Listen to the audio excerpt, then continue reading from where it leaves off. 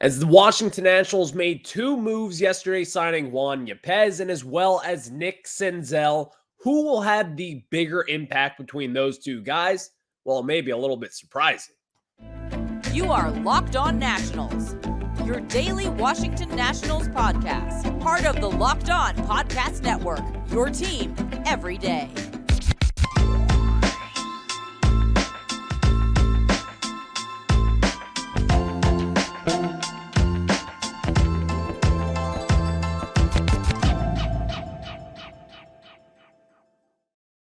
And thank you all for making Locked On Nationals your first listen every single day, as we are free and available wherever you get your podcast. And of course, I'm your host, Ryan Clary. You can catch me over on Twitter at RyanClary11 and as well as the show page at LO_Nationals. For all your latest Nationals news and notes, make sure to check us out over on Twitter there. Later on in today's show, Shohei Otani. We haven't really talked about him here, but this is a massive story in all of baseball. Jon Morosi is reporting that there could be a decision coming today, December 8th, this Friday, right here, right now.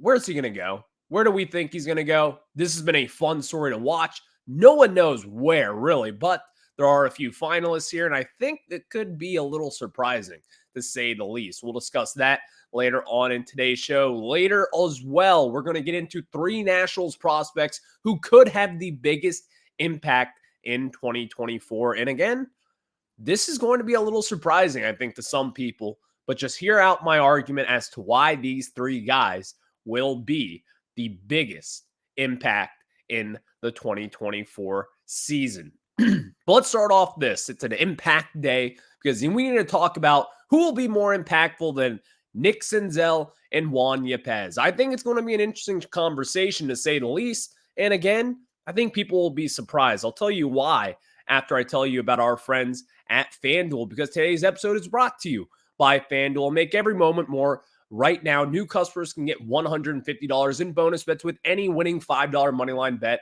That's $150 if your team wins. And visit FanDuel.com/lockedon to get started. So later, obviously, we're going to be talking a lot about impact today. So let's start off with the Nationals' two recent signings, Juan Yepez and as well as Nick Senzel. Nick Senzel being a former second overall pick back in the 2016 MLB draft, a notoriously actually really bad draft class, but still, Nick Senzel does have a lot of talent. There's a lot of talent that you just can't ignore. He's solid defensively. He's got some offensive production in his game as well. He could hit for power, but ultimately, he's never put it together at the major league level. Juan Yepez on the other side, a first baseman, someone who has hit, I believe, 27 home runs 1 year in AAA and as well as AA back in 2021.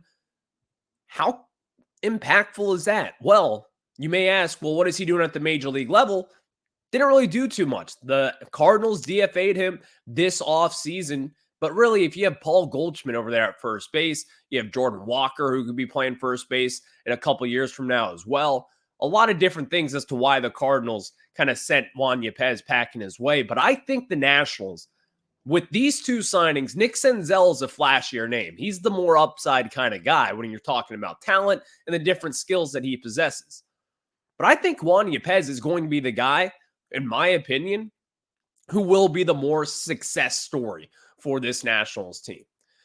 Now, is this something to where we're going to be talking about him like the way that we're talking about Stone Garrett from this last year? Maybe. They kind of possess the same kind of talent. And also, they're in the kind of the same bucket of guys who have a lot of talent. They've got power. They have numbers down in the minor leagues, but they just could never really get a shot up in their major league system. Stone Garrett couldn't really get any opportunities in Arizona last year, and Juan Yepez couldn't get his opportunities with the St. Louis Cardinals. They just weren't really coming in his direction.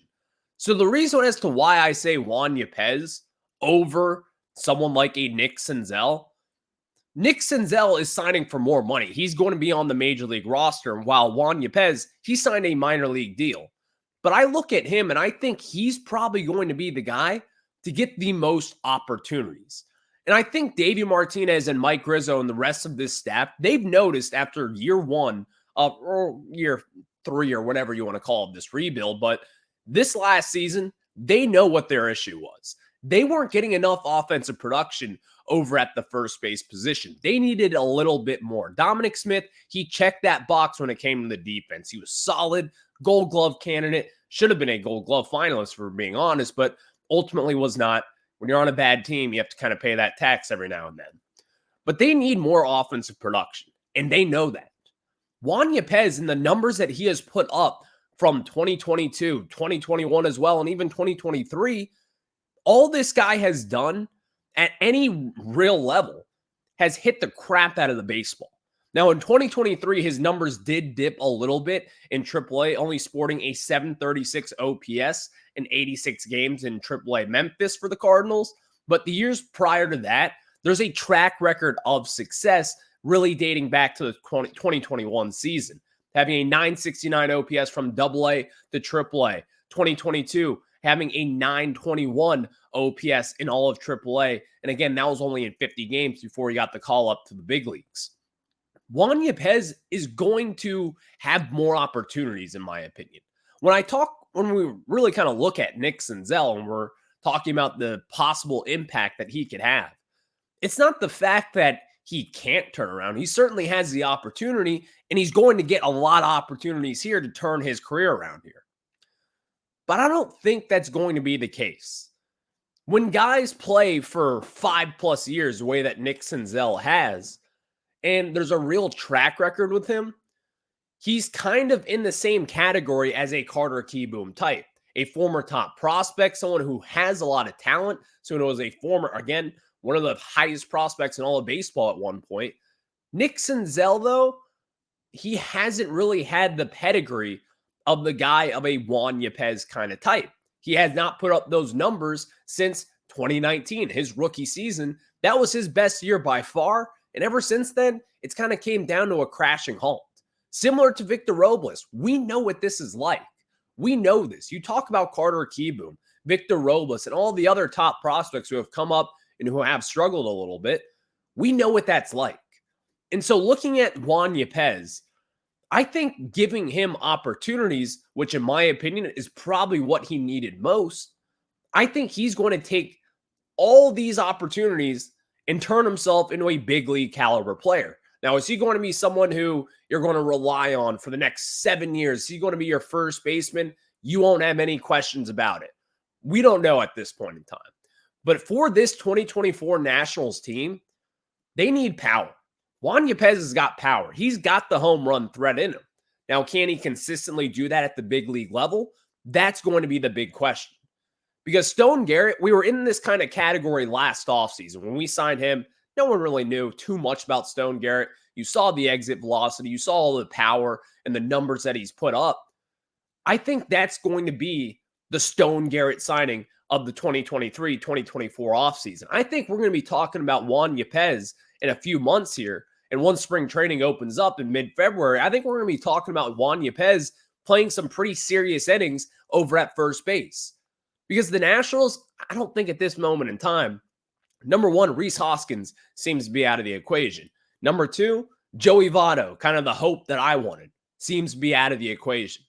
I think they're going to give Juan Yepez a fairly good shot to make the opening day roster. Not only make the opening day roster, but crack the opening day lineup and start over at first base. Now, if you want to balance out two things here, because I've always said I prefer offense over defense. But with that said, I don't know all too much about Juan Yepez defensively. Is this going to be kind of a Josh Bell kind of signing here, or trade, whatever you want to say with that? Josh Bell, solid offensively, but ultimately not that great defensively. Then last year, you balanced the defense out. Not a lot of offense from Dominic Smith. Ultimately, they decided to move on from him. And now we're here with the Juan Yepez. Can this kind of be the balanced signing the Nationals need? It could be. In fact, that's kind of what I'm thinking at this moment in time. I think you're going to be getting an average kind of fielder who also could have the upside to hit 25, maybe 30 home runs if he has consistent luck up in the major leagues. And most importantly, if he has consistent innings being played and consistent at-bats, which I think are all things that could happen in the year of 2024. Because again, you kind of look at him, when you have Paul Goldschmidt in front of you over at first base, you're not going to be playing all too much. When you have Goldschmidt, who's locked up with a ton of money with the St. Louis Cardinals, you're not going to be getting the opportunities that you probably deserve because he's Paul Goldschmidt. That's a future Hall of Famer over there. You're not going to be trumping him at any moment in time. So going over to the Nationals, coming here with Nick Senzel, he's had his opportunities. He's had his opportunities to prove himself on a rebuilding Cincinnati Reds team and ultimately hasn't been able to do anything with it. That is kind of also the reason as to why I say, Juan Yepez, watch out for him. I'm not saying this is going to be some massive deal in which the Nationals are going to look back and we're going to be high-fiving and hooting and hollering and talking about how Juan Yepez is going to be the next great first baseman here in Washington, D.C. But he could have an impact here. And I would not be surprised at all if he is a more impactful player than a Nick Senzel type. Now, what am I going to bank on? Well, I'm going to bank on Juan Yepez. I'm kind of planting my flag right here in the ground, December 8th, 2023, and say, Juan Yepez, he's going to be the more impactful player because his power is going to lead the way here. And the Nationals, they need power and they need to value it and hug it so tightly because it was MIA in the year of 2023. Thank you all for making Locked On Nationals your first listen every single day, as we are free and available wherever you get your podcasts. And of course, check us out over on YouTube. Just search Locked On Nationals and hit that subscriber button. And of course, we are free and available wherever you get your podcasts. Now let's tell you guys about our friends over at FanDuel. And guys, as the weather gets colder, the NFL offers stay hot on FanDuel. And right now, new customers can get $150 in bonus bets with any winning $5 moneyline bet. That's $150 if your team wins. And if you've been thinking about joining FanDuel, there's no better time to get in on the action because the app is so easy to use. There's a wide range of betting options, including spreads, player props, over-unders, whatever you want. FanDuel has got it covered with you. You have Jalen Hurts going against Dak Prescott. Sunday Night Football this weekend. I'm going to bet on the Eagles because we don't like the Cowboys here in D.C. We're going to bet the Eagles. The Eagles, money line, that's what I'm going to do. And when I do that, I'm going to use FanDuel.com/lockedon so I can kick off the NFL season just the way I started it. Again, that's FanDuel.com/lockedon and kick off the NFL season because FanDuel is the official partner of the NFL. Now let's get back into it as Nationals. They've got some impactful prospects here, but who's going to be the most impactful prospects? The three most impactful prospects of 2024.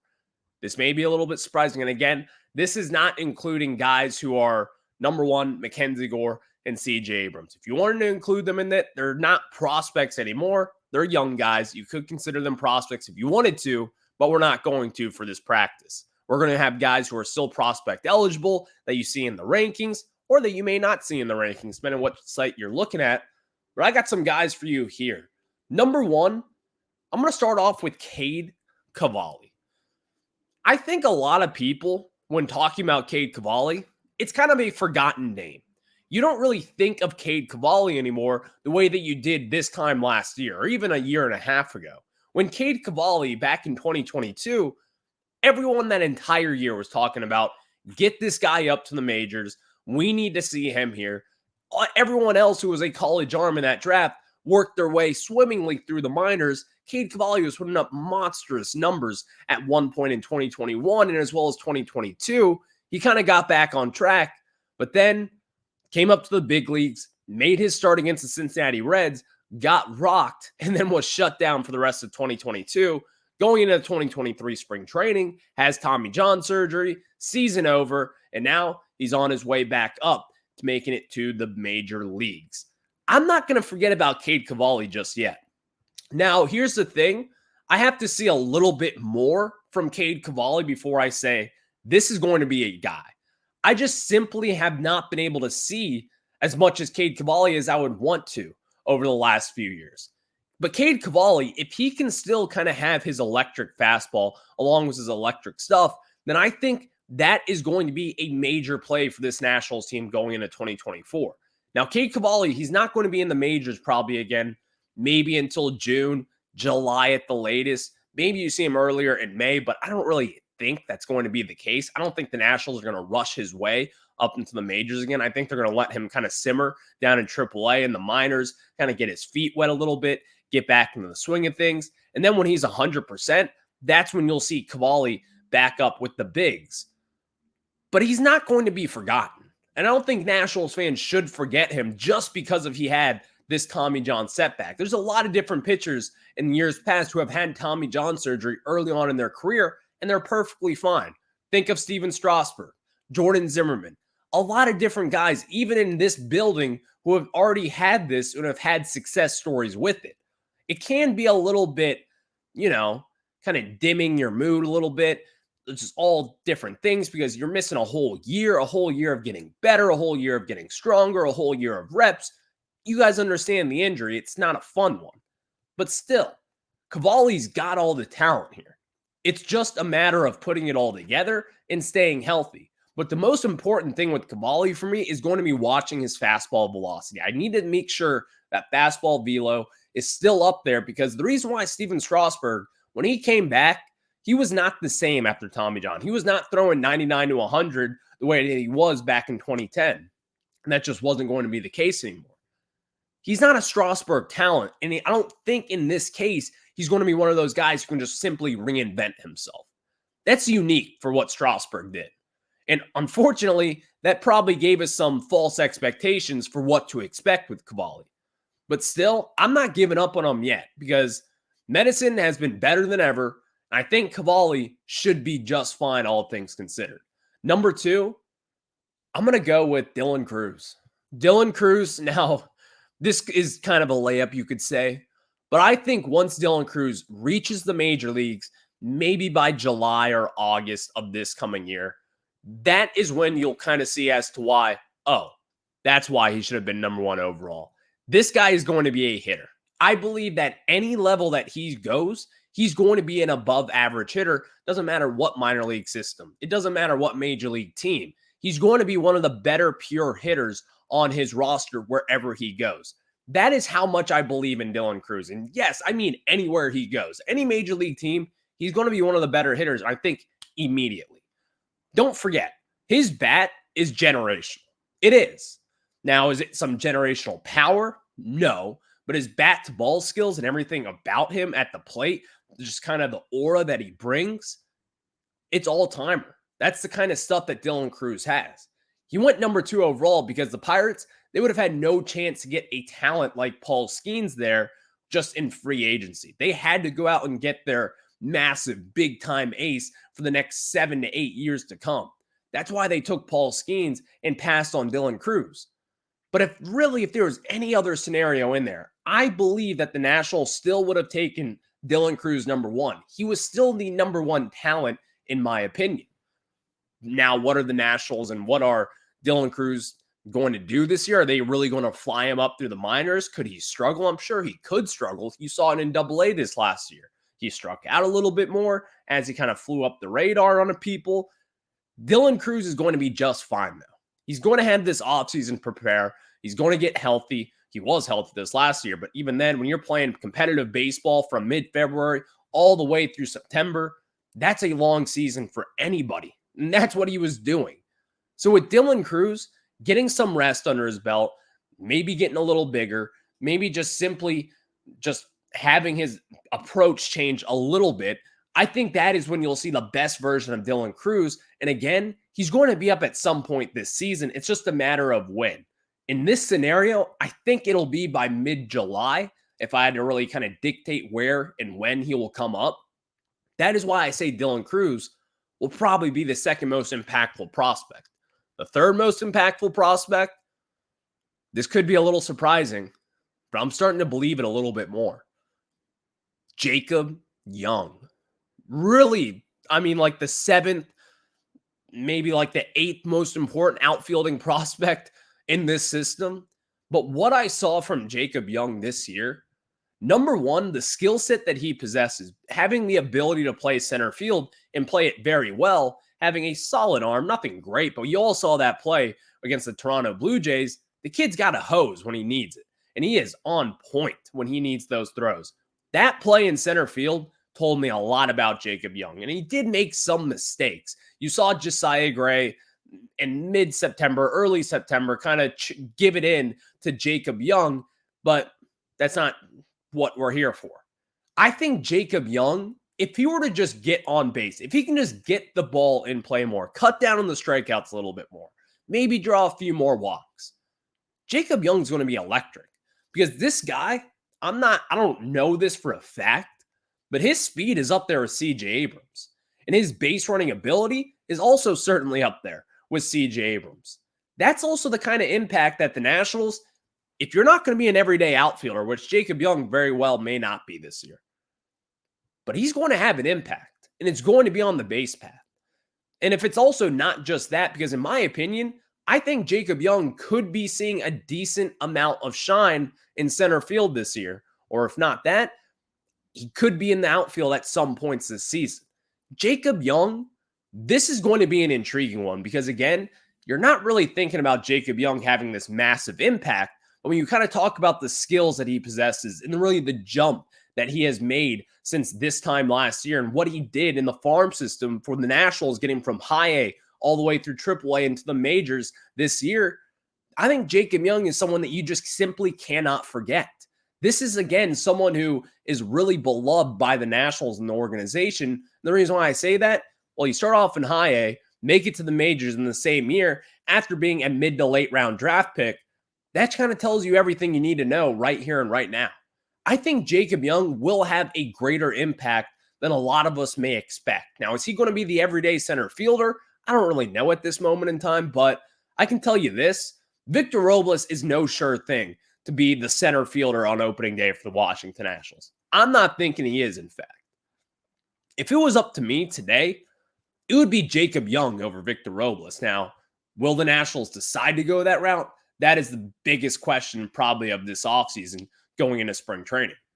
But don't forget about Jacob Young, because I think one way or the other, if it's off the bench, or even if it's just starting in center field or right field, left field, wherever you put him, I think Jacob Young will have a bigger impact than what people are really expecting going into 2024. Thank you all for making Locked On Nats your first listen every single day, as we are free and available wherever you get your podcasts. And of course, Locked On has launched the first ever national sports 24/7 streaming channel on YouTube. Locked On Sports Today is here for you 24/7, covering the top sports stories of the day with the local experts of Locked On, plus our national shows covering every league. Go to Locked On Sports Today on YouTube and subscribe to the first ever national sports 24/7 streaming channel. Again, that is Locked On Sports Today. Now, let's get into some Shohei Otani talk, because I've wanted to talk about this forever, but we are the Locked On Nationals podcast on this Feel Good Friday, though, with the news turning around. Where will Shohei Otani sign? I've got my prediction after this. And now we get into it, as Shohei Otani is expected to be making his decision today. If not today, then over this weekend. And then by Tuesday, we will be talking about it. Shohei Otani, the money that he's going to get, I don't know what he's going to get. But I can tell you this, he's going to be the highest paid player annually of all time. In fact, this could be something that maybe even Juan Soto might not be able to break this coming offseason whenever he gets paid by whoever he gets paid. But Shohei Otani, it's basically down to 3 teams at this moment in time, or at least that's what it feels like, because I'm sure, as you all know, this has kind of been an under wraps thing. Shohei Otani and his agency, they don't want this out in public for whatever reason. Some people, I believe Buster Olney, wrote a kind of a slamming piece about it, about how it's kind of a little selfish and bad for baseball. Whatever. I mean, it's not going to stop from the speculation, because in my opinion, and even as someone, I guess you can wear the media cap in this situation, is it a little less fun to know, like, hey, like, why don't you put out Shohei Otani was just at Dodger Stadium. Here's a picture of him out there. Shohei Otani was just in Toronto. Whatever it is, I don't necessarily think that would drive this whole media frenzy. Because as we sit here today, there's still headlines coming out of this thing every other day. And in fact, I think as a baseball fan, not knowing and just knowing that the unexpected is probably what is expected, I think that has probably been the coolest storyline of this all because no one knows where he's going to go. If you were to tell me right here he's going to be a Dodger, which is what I think, by the way, I wouldn't be surprised. If you were to tell me that he's going to go back to the Angels, okay, I wouldn't be surprised. He's a loyal guy. He's kind of proven that over the years, and he values routine. He knows the Angels will give him the routine, and under Ron Washington, he's probably going to like that a little bit better than in years past. And then on the other hand, the third team in this scenario who people are still banging the drum for, thinking that he could be going here, the Toronto Blue Jays, I would be a little surprised, but also not like terribly surprised. I don't think it would be the brightest thing for the Blue Jays to do, but still, you've got the money, you've got the talent. Why not go get one of the better players that we have ever seen and probably going to go down as one of the best players of all time in this sport? So where is Shohei Otani going to go? Well, I kind of gave it away here with the Dodgers. I just think that makes the most sense. You want to go to a team, and Major League Baseball really wants the Dodgers to be his landing spot as well. Number one, wearing that Dodgers home uniform, repping the LA on your helmet. Those are things that Major League Baseball will say that never matters, but no, it does matter. They want him to be in prime time. It's not prime time for the East Coast people over here, but a sold-out Dodger Stadium every single night.